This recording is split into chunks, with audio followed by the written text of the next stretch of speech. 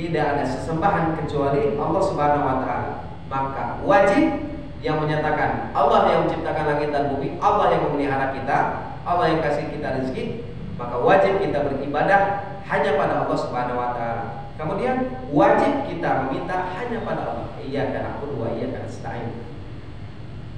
Kemudian Allah Maha Tunggal dalam asma wa sifatnya. Tidak ada zat yang lain atau makhluk yang lain yang sama dengan Allah. As-Sami, Al-Basir, tidak ada yang sama dengan Allah Subhanahu wa taala.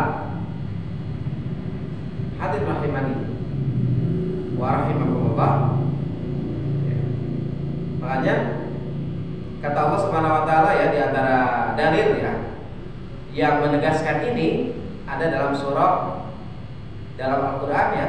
Di antaranya ya ayuhan nas duriba matsal fastami'u lahu innal ladzina tad'una min dunillahi la yakhluqu dzubaban wa la yajtama'una. Hai manusia, telah dibuat perumpamaan, maka dengarkanlah olehmu perumpamaan itu. Sesungguhnya segala yang kamu seru selain Allah sekali-kali tidak dapat menciptakan seekor lalat pun. Seekor lalat pun tidak bisa. Kalau kamu berkumpul untuk menciptakan seekor lalat, walaupun mereka bersatu tidak bisa menciptakan seekor lalat. Makanya yang hanya menciptakan itu hanya Allah Subhanahu wa taala. Tidak ada campur tangan yang lain.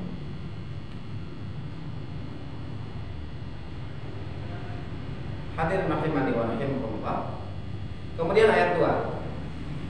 Allah Subhanahu wa taala berfirman tentang bagaimana mengisahkan atau menginformasikan sifatnya, bahwa di antara sifat adalah Allah adalah As-Samad. Allahus Samad. Allah tempat bergantung. Kata Abu Hurairah dimuat dalam tafsir Al-Qurtubi ya, bahwasanya apa arti As-Samad itu? Arti As-Samad itu adalah al-mustaghni an kulli wahid wal muhtaju ilaihi kullu ahad. Yang tidak membutuhkan kepada segala sesuatu dan segala sesuatu membutuhkan. Allah tidak butuh. Kita beribadah pun Allah tidak butuh. Ada orang yang durhaka, Allah tidak rugi. Innallaha ghaniyyun hamid. Allah akan tetap kaya dan akan tetap terpuji ketika orang-orang itu tidak mau beribadah. Tetap ya.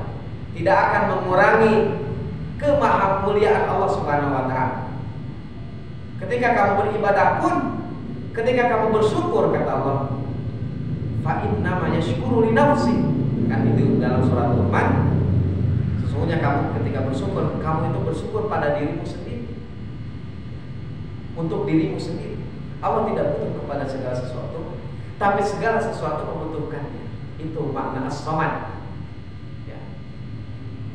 Atau As-Samad juga diartikan sebagai sesuatu benteng perlindungan yang kokoh ya. Bagaimana mungkin Tuhan ya, itu dipintai kalau dia tidak mampu untuk mengurusi dirinya sendiri.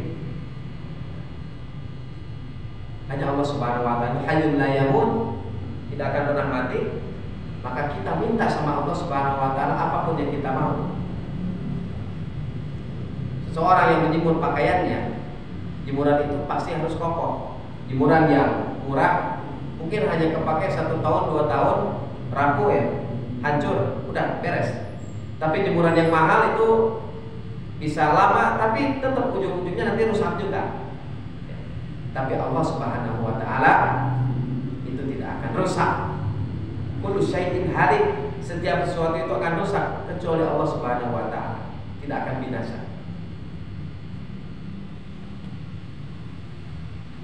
Hadirin rahimani wa rahimakumullah. Kemudian kata Allah Subhanahu wa taala dalam ayat ketiga, lam yalid wa lam yulad. Sifat Allah diantaranya Allah itu tidak melahirkan dan Allah itu tidak dilahirkan. Mengapa Allah tidak melahirkan? Karena Allah adalah zat yang maha hidup. Dia tidak akan pernah mati. Berbeda dengan manusia dan hewan, dia itu melahirkan dan dilahirkan. Kenapa? Karena mereka itu akan mati. Kalau Allah dilahirkan berarti sifat makhluk ada pada dirinya. Apalagi melahirkan, dilahirkan. Allah itu tidak dilahirkan dan tidak melahirkan. Yang melahirkan dan dilahirkan itu adalah makhluk, sedangkan Allah adalah khaliq. Allah itu maha abadi, dia tidak perlu anak. Yang memerlukan anak pasti akan melahirkan dan akan mati. Yang dilahirkan itu pasti baru. Dulu tidak ada, saya 100 tahun yang lalu tidak ada. Kata Allah, hal ata 'alal insani hinun minad dahr lam yakun syai'an madhkur. Apakah telah datang pada manusia suatu zaman di mana dia itu adalah suatu makhluk yang dulunya tidak disebut. Makanya manusia sekarang yang sombong-sombong, coba 100 tahun yang lalu dia ada tidak? Dia disebut tidak? Bisa sombong hari ini, 100 tahun yang lalu dia disebut tidak? Kan tidak. Orang yang sombong dengan ketampanan, dengan kecerdikannya, dengan hartanya, 200 tahun yang lalu tidak ada orang yang memuji dia. Makanya mau apa yang disombong? Tapi Allah Subhanahu wa ta'ala itu qadim dan baqo ya. Allah itu sudah ada sejak dulu. Makanya kata Allah ya, katakan Muhammad, qul in kana lirrahmani walad fa ana awwalul abidin. Katakan Muhammad, jika benar Tuhan yang Maha Pemurah itu punya anak, maka aku yang mula-mula memuliakan anak tersebut. Katakan Muhammad. Ini sebagai ejekan pada orang-orang Nasrani yang menganggap bahwa Allah itu punya anak, Nabi Isa. Hadirin rahimani wa rahimakumullah. Makanya bagaimana mungkin ya kita itu bergembira di hari dicaci makinya Allah Subhanahu wa ta'ala? Kapan hari dicaci makinya Allah? Pada hari perayaan Natal. Bagaimana Allah Subhanahu wa ta'ala dicaci maki? Di sana kan ada peristiwa yang mereka yakini itu hari kelahiran Isa. Padahal hari kelahiran Isa itu bukan musim dingin. Menurut sejarah yang pasti ya, yang valid, Nabi Isa itu tidak lahir di musim dingin. Natal itu kan musim dingin. Tapi orang-orang bergembira. Bahkan yang lebih anehnya lagi, ada pendapat yang ngawur yang mengatakan boleh kita ikut ritual mereka. Atau ada yang tidak membolehkan. Tidak boleh ikut ritual, tapi boleh mengucapkan selamat hari raya Natal. Nah itu kan pasti rame ya setiap akhir tahun itu ya. Itu ada ya pendapat yang membolehkan mengucapkan selamat hari raya Natal. Bahkan pendapat ini yang berkata bukan sembarangan orang. Di antaranya adalah yang disebut ulama. Ya, ada ya di Mesir itu Syekh Hari Jumat ya. Di Indonesia ada Quraish Shihab, ada juga Abdul Musid Ghazali ya. Banyak. Mereka bahkan membawakan dalil. Apa dalil? Wassalamu alayya yauma wulidtu wa yauma amutu wa yauma ub'atsu hayya. Jadi yang mengajarkan mengucapkan selamat hari raya Natal itu Allah sendiri. Mana dalilnya? Ini dalilnya surat Maryam. Keselamatan bagiku, maksudnya Nabi Isa, hari di mana aku dilahirkan, hari di mana aku mati, dan hari di mana aku dibangkitkan. Ya. Maka ini istidlal, mengambil dalil ya dengan seenaknya. Bantahannya bagaimana? Bantahannya yang pertama, tidak ada satupun ulama tafsir yang menafsirkan ayat ini seperti itu, bahwa ayat ini itu adalah dalil bahwasanya boleh mengucapkan selamat hari raya Natal. Tidak ada. Yang kedua, ayat ini itu menjelaskan bahwasanya Nabi Isa itu bukan anak Allah. Nabi Isa itu ketika lahir itu selamat dari gangguan syaitan. Ya. Kemudian ketika mati, Nabi Isa itu tidak mati, tidak disalib. Nabi Isa itu diangkat oleh Allah Subhanahu wa ta'ala. Kemudian Nabi Isa itu dimuliakan ketika dibangkitkan, tidak seperti orang-orang kafir yang dihinakan ketika mereka dibangkitkan. Itu maksud ayatnya. Kemudian yang ketiga, bantahannya, selamat bahasa Indonesia dan Arab itu berbeda. selamat bahasa Indonesia itu selamat ya, kamu naik jabatan, ya. Selamat kamu lahiran ya. Tapi kalau selamat bahasa Arab itu adalah selamat doa. Semoga keselamatan menyertai. Makanya kalau di Arab itu ada orang sakit ya, itu disebutnya salam ya. Maksudnya bukan selamat kamu sakit, selamat kamu sakit. Bagaimana kita mengucapkan selamat pada orang yang sakit, kan tidak. Tapi maksudnya semoga keselamatan, semoga kesehatan menyertaimu, semoga cepat sehat gitu ya. Ada orang yang pincang, ada orang yang sakit ya.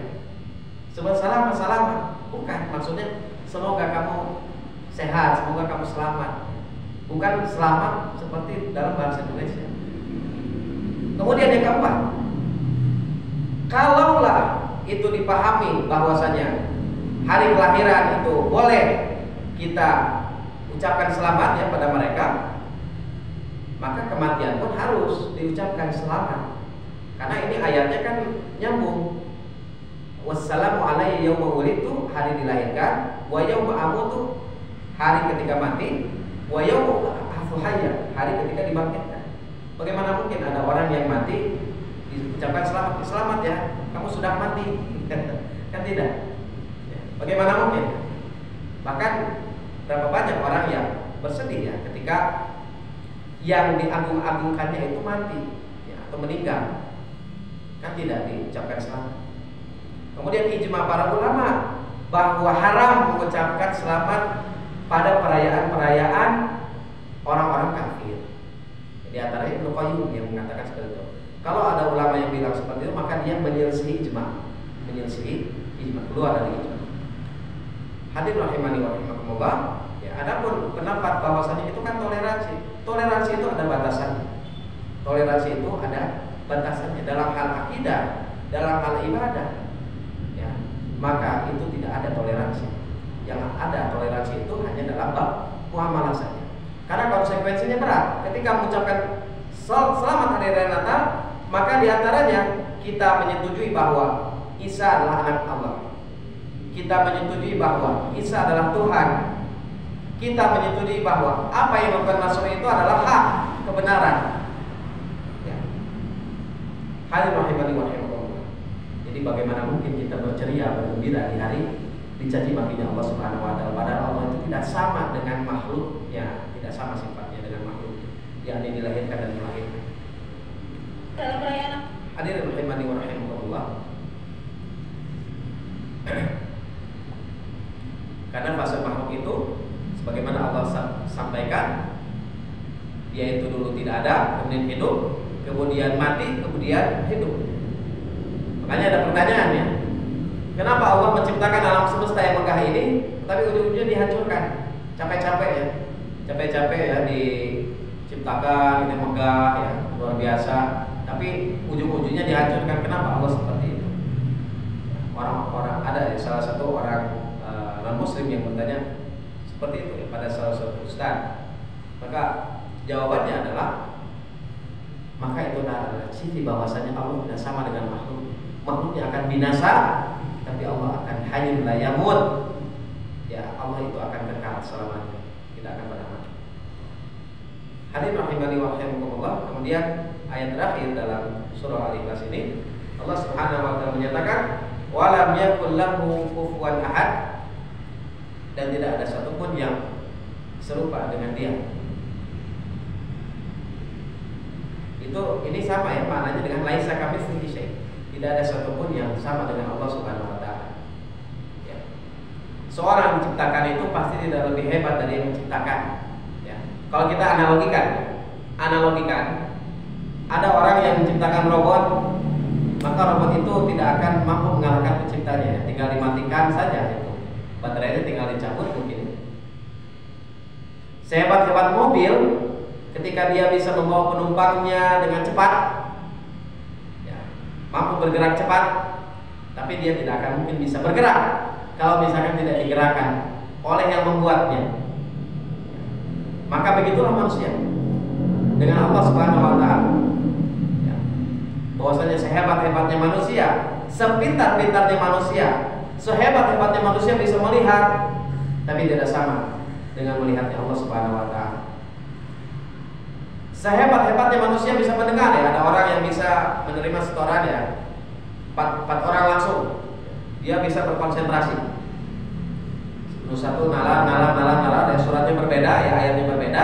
Tapi ketika salah satunya salah, dia bisa mampu mengoreksi, langsung koreksi. Ini salah, ini salah, bisa. Tapi terbatas 4 orang, coba 10 orang, coba 50 orang, bisa tidak? Tidak bisa. Maka Allah Subhanahu wa taala tidak sama dengan makhluk, tidak sama dengan manusia. Salah satu saya mati ilmuwan ya, menemukan sesuatu yang luar biasa, penemuannya luar biasa, hebat-hebat. Tapi tetap ilmuwan tersebut terbatas, penemuannya terbatas. Pasti ada kekurangannya ya, pasti membutuhkan ini, membutuhkan itu, membutuhkan ini gitu ya. Bahkan HP saja yang canggih seperti ini kan tidak bisa nyala ketika dia tidak dicas, masih butuh sesuatu yang lain. Tapi Allah Subhanahu wa taala tidak butuh kepada yang lain. Hadirin rahimani wa rahimakumullah. Maka itulah di antara sifat Allah yang Allah sebutkan dalam surah Al-Ikhlas ya, merupakan sampel dari sifat-sifat Allah yang maha mulia. Bahwasanya Allah itu adalah Maha Esa, Allah itu adalah tempat bergantung, tidak membutuhkan pada yang lain, sedangkan yang lainnya membutuhkan pada Allah. Allah tidak sama dengan makhluknya. Di antara sifat yang sering atau yang disamakan bahwasanya Allah sama dengan makhluknya, yakni melahirkan dan dilahirkan. Allah tidak melahirkan dan tidak dilahirkan. Kemudian Allah tidak sama dengan makhluknya dalam sesuatu apapun. Hadirin rahimani wa rahimakumullah. Demikian yang dapat disampaikan pada kesempatan kali ini. Mudah-mudahan menjadikan ziyadatul ilmi ya, nambah ilmu pada kita, kemudian ziyadatul iman, tambahan keimanan pada kita.